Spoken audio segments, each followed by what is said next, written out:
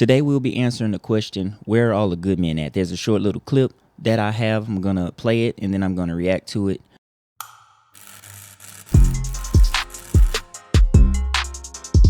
The content in this podcast is meant for mature audiences. Put the children's earmuffs on. Welcome to the Unorthodox Jukebox Podcast. On this podcast, we talk about mindset, we talk about money, we talk about relationships. I appreciate you being here with me. You could have been anywhere else. There are timestamps in the description if you don't want to hear me ramble. Now, there's a quick short video that I'm going to play, and it covers where are all the good men at. This brother has a perfect answer for that question, and then I'm going to weigh in on it. This is going to be a loaded episode because the other things we're going to talk about is, one, the trend that leads to the demise of modern relationships, which I call the Thot Box Reset. The Thot Box Reset. Well, we're going to talk about women's sexual liberation and what that means for men and dating in today's modern dating marketplace. Now, there are a few people, some clowns, men, if you will, that don't live in reality, and women, and they live in their feelings. And today, I'm going to hit them with facts because a lot of people will say, well, like if I say the divorce rate is at 50% and 80% of women initiate divorces, and if they are educated, that number goes up to around 90%. And naysayers, these people who don't want to listen to facts, will be like, well, where did you get those facts from? Where did those numbers come from? Okay, instead of refuting my arguments with facts, I'm going to cover a couple of articles today, one of which by someone you may or may not know that I'm going to introduce you to. Now, one thing I want to know before I play the video: one, I'm not a member of the MGTOW community. This men going their own way. I'm not a part of that community. I don't consider myself red pill or any of that. I do skits here and there, some of which to be satirical, to show a little satire, to be funny, to be sarcastic. But, and I may or may not hit the mark on that. Y'all can let me know. But these are just skits to entertain you. Now, I have no control over what people label me. I have no control over if people categorize me in that particular category in a certain way. But everyone is entitled to their opinion, and I most certainly do respect it. And I actually like to hear alternate arguments. All right. Now, I just believe that men should be leaders. I believe that what is shown about men and how they're attacking men, I don't think that is the reality of things. And I also want to help men not get finessed. Now, I have a little bit of experience, not necessarily getting finessed, but I recently went through a marriage and divorce, and I'm a Christian, right? So these things collided in a massive way for me, and that also has changed the way that I view things. And over time, female nature has been revealed to me, and some of the things you just cannot refute a fact. And again, I'll have sources that I'll list in the description to support my claims, to support my evidence. Some of these will be opinions, most of them will be fact. Okay. But everybody's entitled to their opinion. I just don't like the way they show men, because that is not the truth. Okay. But I want to help men find quality. There's a lot of quantity, not enough quality. I'm here to try to change the narrative on that all men are bad. And I don't like the way they paint men in a bad light. And that representation is just simply something that I don't agree with. There are good men. They're just being overlooked. They take care of their children. Not all of us are deadbeats, at least the ones I know. And I'm a believer in gender roles. And I'll show you how this plays out too. Things were better when we had respective gender roles. Doesn't mean that anybody is less important or subservient. We just have roles to play, and it works better when those people play their roles. The narrative must change. Now, let's get to the video. The young brother was spitting some facts. Question: where the f are our kings at? Don't worry, fellas, I got this. They're at work right now, saving so they can get their passport together, so that they can go ahead and get a wife that's foreign who has traditional values. They're at work right now, saving for retirement for one, because they don't want to take the chance of marrying a woman who can take half of their shit. You've canceled them. You've silenced them. Because either you was spouting a feminist narrative that doesn't allow men to be men, or you were silent while your sisters did and you didn't check that shit. Complicit. They're effeminate because they were raised by single mothers and denied contact with their fathers. They're effeminate because you socialized them in school to act like women instead of to be men. They're effeminate because you taught them everything about their masculinity was toxic. You've turned them into women or disenfranchised them. And that is where he dropped the mic. He said, I'm just going to break down a few of the things that he said. He said, 1, we're at work to get a wife with traditional values. Women want a traditional man these days, but they are not traditional themselves. Okay, they get involved in all types of thottery at their young ages, in Instagram shamery. That's not a word, but Instagram shamery. Or there's a lot of women that have dudes that they consider boring. Right? They complain about not having time with their guy because he works too much, or they get bored with a solid guy. All right. Second thing he said is they're at work saving for a retirement of 1 because they don't want half their stuff taken. And let me tell you, this is America. And in the United States of America, they are not looking out for men's best interests. Women and children. When things happen to people, a lot of people might say that they get jaded from their experiences. We all do, to some degree, have biases when we go through things. And I'm no different, but even after my divorce, I'm not jaded. The most important thing that I was thinking about when we were trying to negotiate, that's a joke. They give the woman everything. Oh, do you agree to this? Nope. Good. Sign that sign that document. We gonna take it anyway, fam. You might as well comply. Men, we want peace. We want it to be over. So we might fight a little bit, but just being honest, most men don't have the money, the time, or the wherewithal to really just continue to fight that out for years in court. I have been going through that for a year, and I got half my 401k taken, and she didn't give a dime to it. How is that right? How is that fair? But you know what? I was willing to give that up if I could see my kids, but this often happens, right? I earned most of that before I got married, and she never put a dime into it. She still got $1,000 from it. All right. That hurt a little bit. Ouch. Because 401ks, men usually put in this for years and years. All right. So he said some of their friends are spouting feminist narratives, and they don't check the women who be on that BS.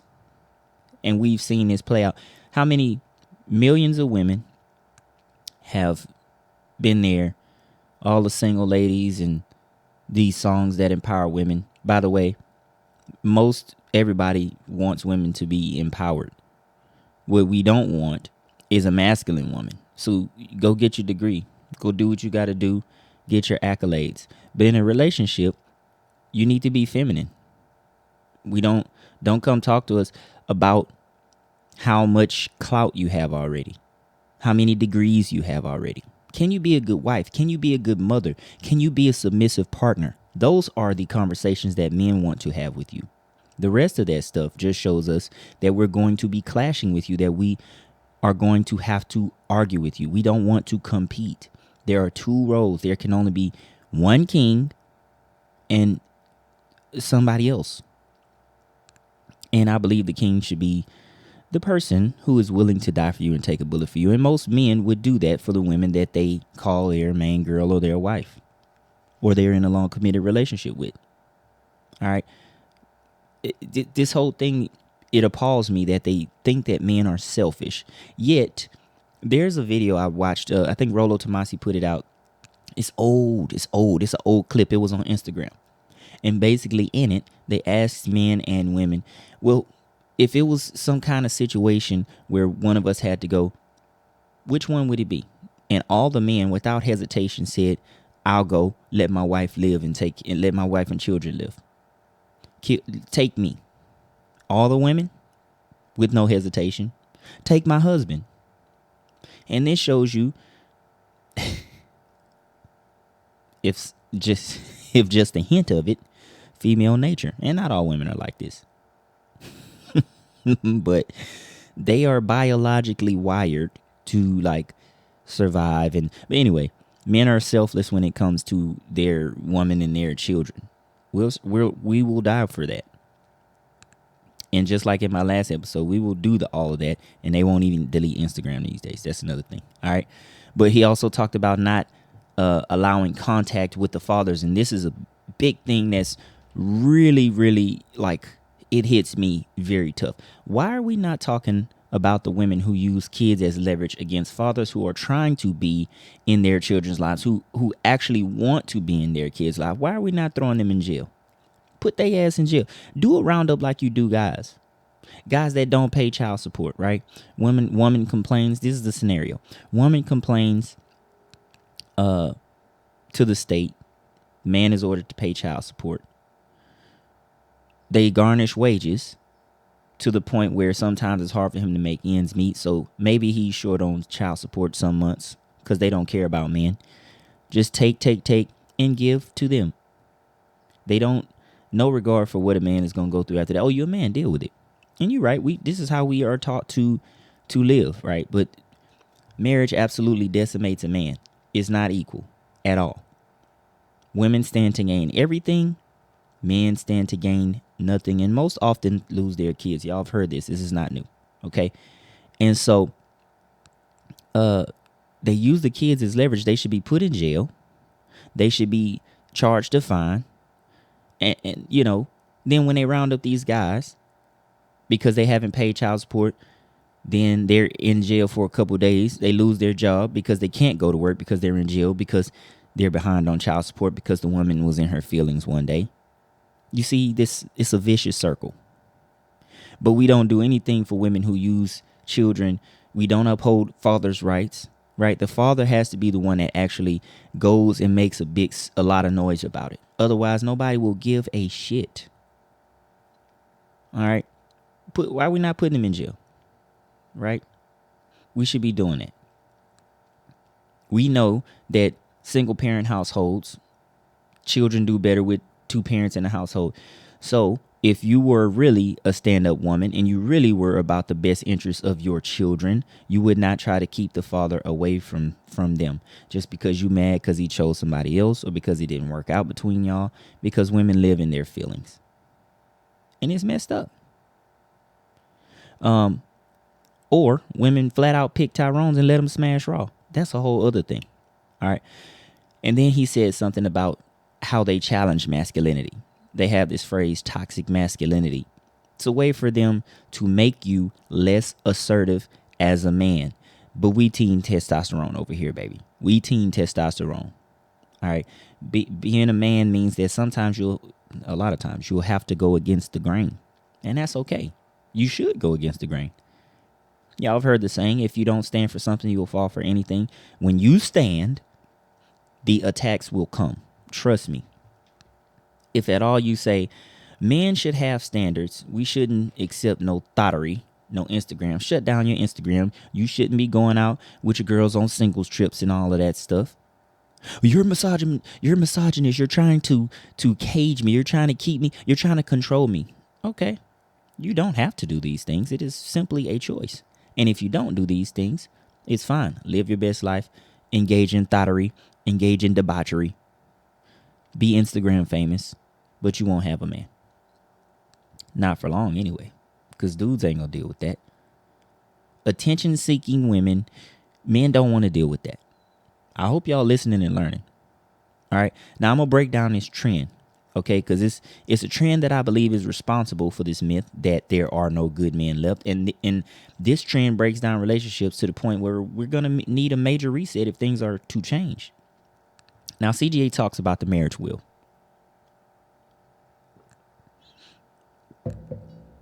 Shout out to Coach Greg Adams.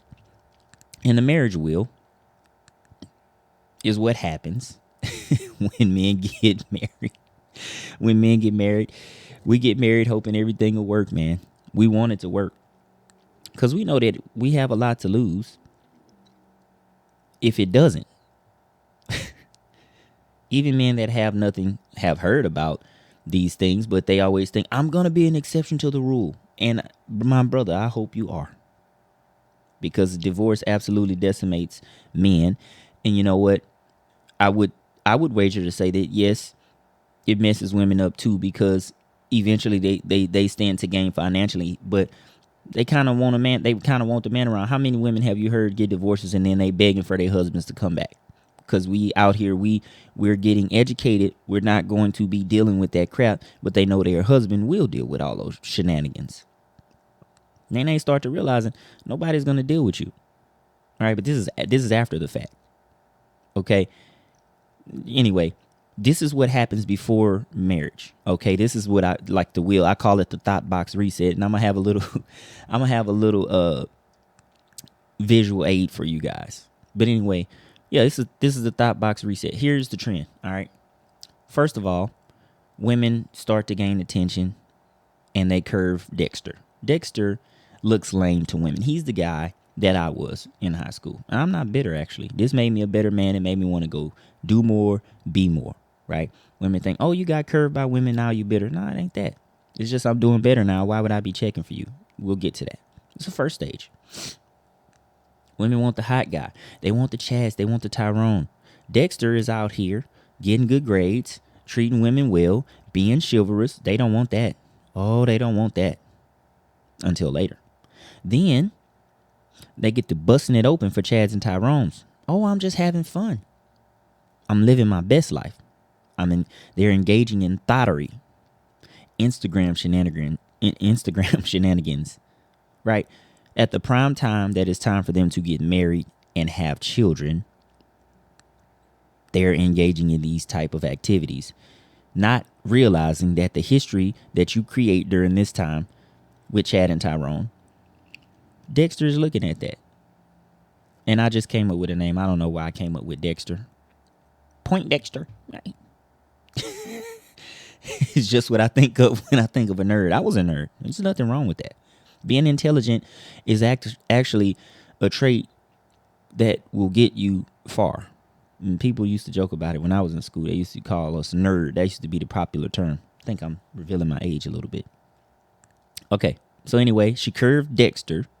Right, she won't Chad and Tyrone. She busting it open for him. This is the thottery phase, right? Posting on Instagram, living her best life in bikini and scantily clad photos and all of that, right? This is your resume you're building here. And then years later, that's all through her 20s. Then years later, when she get close to about 27, 28, she starts to have these epiphany. She gets tired of getting bust down by Chad and Tyrone. Biological clock starts ticking. I want a good quality man now. But at this point, she probably has a little bit of baggage. Because by 27, 28, early 30s, let's be real. And people are not going to like what I'm saying this, but girls are having sex at 13 and 14. And you know what? That's not necessarily uncommon. Back in the day, they used to marry around 14 or 15, like way back in the 60s. But the thing is, they used to have, 13, 14 kids and stay married for 30, 40 years, until the husband passed away. Think The Color Purple. She was very young, I think, when she got married. Anyway, my point is, now today, they're being exposed to more things earlier. They're having sex, whether you want to believe it or not. Okay? So, by the time they get to 30, they want a good dude. They're not in their prime anymore. They probably have children. And most of us, are set in our ways by 30. Statistically proven that women and men, but when they get in to that age range, they're not going to change. Their mind is pretty much set on how they're going to be. So for you as a man to try to come in there and get with what she got going on, which, by the way, women should come and get on your program and what you got going on. But it's going to be hard. It's going to be a clash there. It's going to be a clash because she's used to certain experiences. Then the wall hits. Then she starts to realize she has limited options because some women think they'll be fine forever. And make no mistake, single mothers, some of these women are fine. Ones with attitudes, crazy, they be fine. They have options, just not the options they want. And at the time when they're getting a little bit older, men are probably not going to be looking for them. They're going to be looking for younger women. And I'm going to state some facts here to show that. Now, though, when they get to the wall, they want Dexter. But Dexter not checking for them. Dexter done built up his business. Dexter done been grinding. Why should Dexter choose you over a younger, hotter girl that will be more agreeable? Because I'm going to tell you, a college-educated woman, she may be intelligent, and that's going to be a plus for you as a man. But what's going to happen is she's going to challenge you on everything. She's going to wonder if you're the man that can lead her, because she going to think she's smarter than you. Period. That's what happens. That's what causes the clash. That's what this whole feminist movement does. It's no respect of gender roles. And because of it, there's a lot of single women because they have placed themselves in a tier that most of the men that would be qualified are no longer qualified for her. Now, when the wall hits, there's a couple things that happen. And here's because they start to reflect on things that they may have done in this period when they busting it loose and all of that in this Thot Box Reset. Okay, this is when they start trying to be celibate. Oh, I found Christ. This is when they start going to church, wanting to change their lives. I found Christ. I'm wholesome. I have a vagina reset. I am celibate. I have been celibate for 6 months. This is an accomplishment. This is what happens.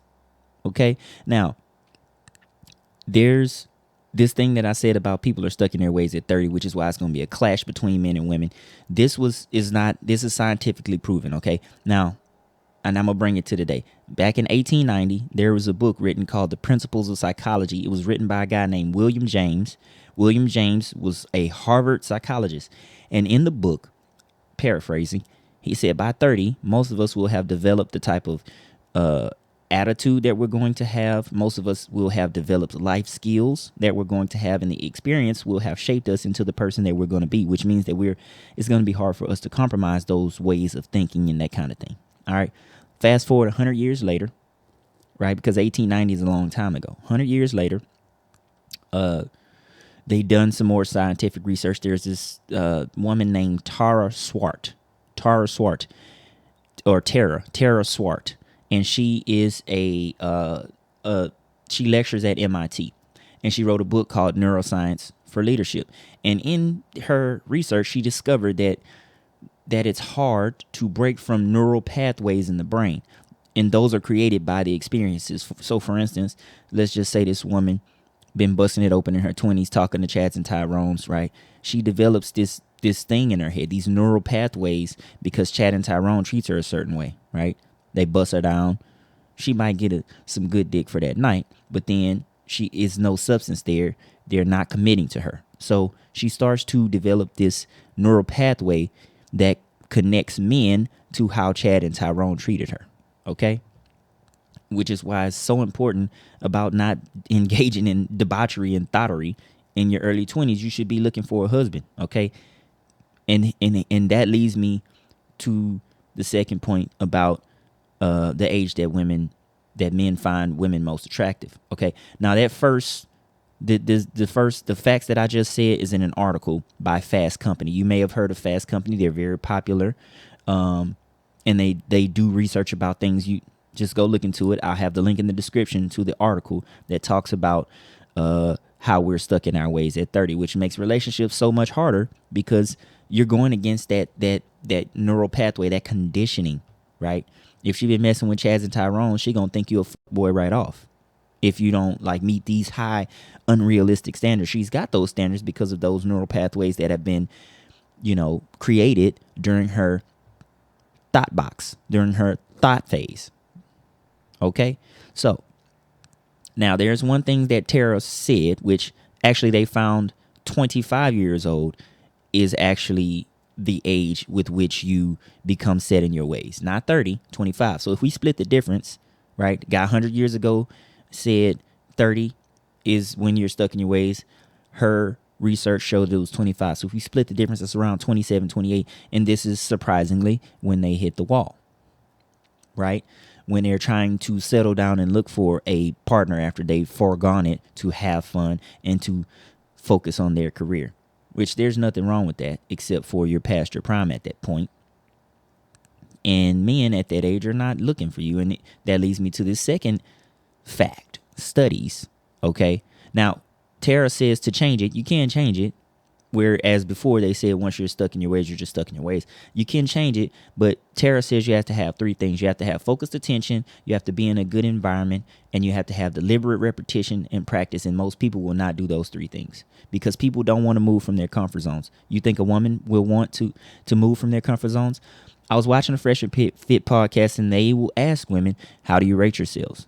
And the premise of that question wasn't to get the rating, but it was to see if women would think so highly of themselves that they don't need improvement. And almost all of them will say, I'm a 10, when in actuality, most of them are 4s and 5s, some 3s. Okay? Just point blank. Okay? And so we know that they're not going to focus on trying to change themselves because all their lives they've built these neural pathways that say that I'm a 10, because guys will lie. We'll gas them up to believe that they are something that they are not because we want that box. We want that box. We want them Cinnabons. Anyway, the name of the article: study reveals the age men find women most attractive and is seriously disturbing. By the way, I don't think it's disturbing. And I'll just tell you the ages between 20 and 23. Okay, now let me tell you where these facts came from. It's not something that I feel. Facts. All right. And I'll link to the article below. Christian Rudder, if you guys don't know him, he is the co-founder of OkCupid. OkCupid is a online dating site much similar to Bumble or Hitch or any of those. Okay. Christian Rudder is the co-founder of that app. Okay, and he gets data from that site that are built from tens of millions of preferences that men and women select in the act of finding a date. And the data reveals that men want women from the ages of 20 to 23. After that, choices start declining precipitously because men are attracted to younger, hotter, more firm, more fertile. That is just numbers and scientific data. And this is stuff that you, women, have chosen. So Christian Rudder, co-founder of OkCupid, he did this study. He took all the data from his app that women were choosing. And this is what he found about women. He said, well, the data showed that before 30, women are looking for slightly older men. So, for instance, when a woman is in her early 20s, right, the people who have the money and status and all that and the lifestyle that a young woman is looking for, say cars, a house, and that kind of thing, or it's going to be more older men, more experienced men that have built up that time and have built up that equity, right, that value. So this makes sense. Then he says once they hit 30, this is in the data, okay? And he wrote an article on some place called Jezebel. I'm going to link to the article. You can look it up for yourselves. And actually, he wrote a book in 2015, too, that kind of breaks this stuff down. Anyway, once a woman hits 30, they prefer slightly younger, which is why you hear the term cougar. You have a lot of younger guys trying to come and approach them, right? They kind of date a little bit down. Not too much, but just a little bit, slightly younger. And then once they're in their 40s, they prefer a guy around their age. Because during the time that they were slightly younger and they're like 30 or like early 30s and they're dating with men younger than them, you hear it, they're immature. They need to grow up, that kind of thing. So they tend to, once they get older in that next phase of their life, they start to date men their age, roundabout. Okay? They want someone in their age range. Now, you see how in this study, the data proves that women change a little bit for the preferences of men. And this is not my opinion again. This is based on data from the co-founder of a very popular app, tens of millions of preferences. This is data, okay? Now, the most commonly chosen, men are simple. The most commonly chosen ages for men are 20 to 23. And for almost every man, for every year in his 30s, A man is most attracted to a 20-year-old woman. This is the data. And a 50-year-old man is gunning for a 22-year-old. So when they got done with the studies, look how long that gap is, that range is. So from the time a man gets from his early 20s to almost 60, them 20s is what a man is looking for, right? And this is when you hear that stuff about women saying, "Oh, why he messing with those younger women? You know, why he at the junior college?" Shout out to CGA. This is the last stage where they get to the blame, okay? Because they curved Dexter. They was busting it open for Chad and Tyrone. They get tired of getting bust down. That biological clock starts ticking. They start wanting a quality man. They start wanting Dexter. And then the wall hits. And then Dexter not checking for them. They got limited options. And now they want a good man. And then they start. Here's where you start to hear the blame. There are no good men left. Where are all the good men? They're mad that men want younger women. Then they want to blame men for everything.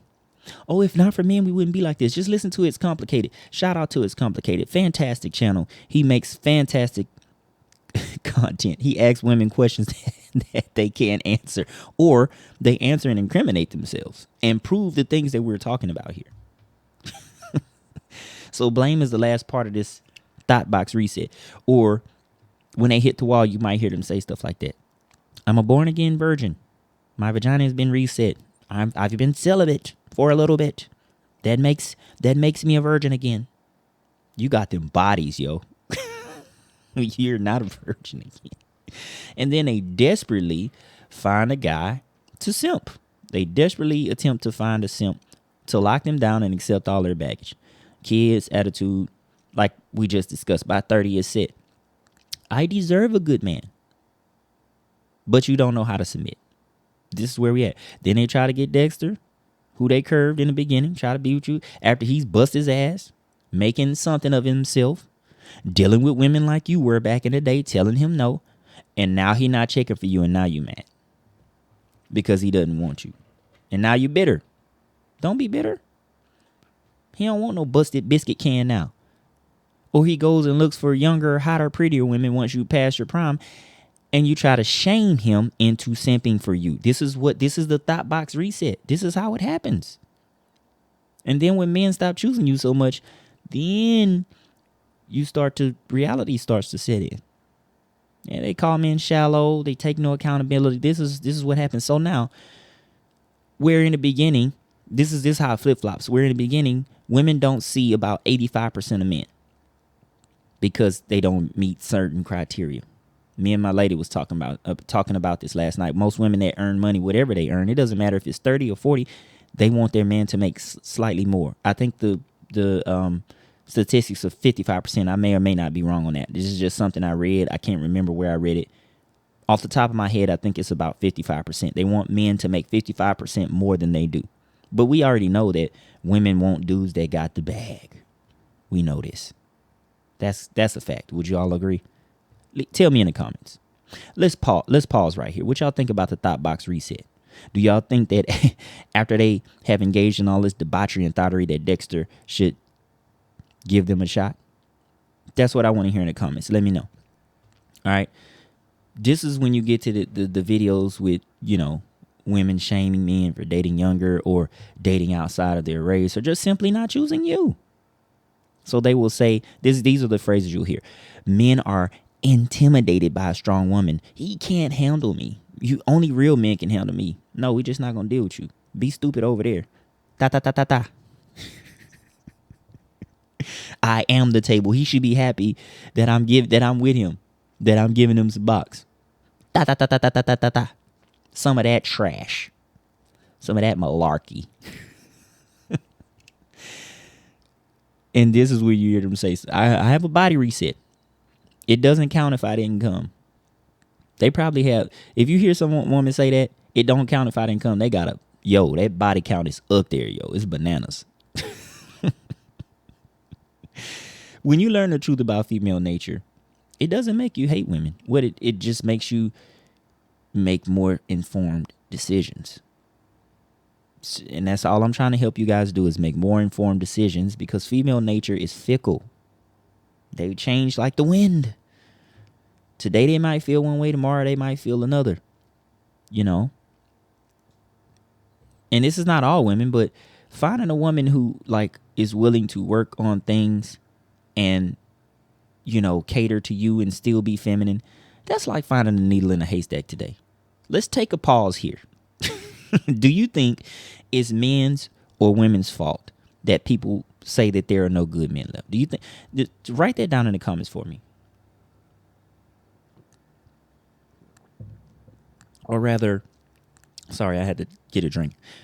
Or rather, why is it being portrayed that there are no good men? Because we know that there are a lot of good men. You're just not choosing them. Seems like men are under attack. Do y'all feel that way? I really want to understand y'all thought process and what you're thinking. Make sure you leave in the comment. Tell whose fault is it.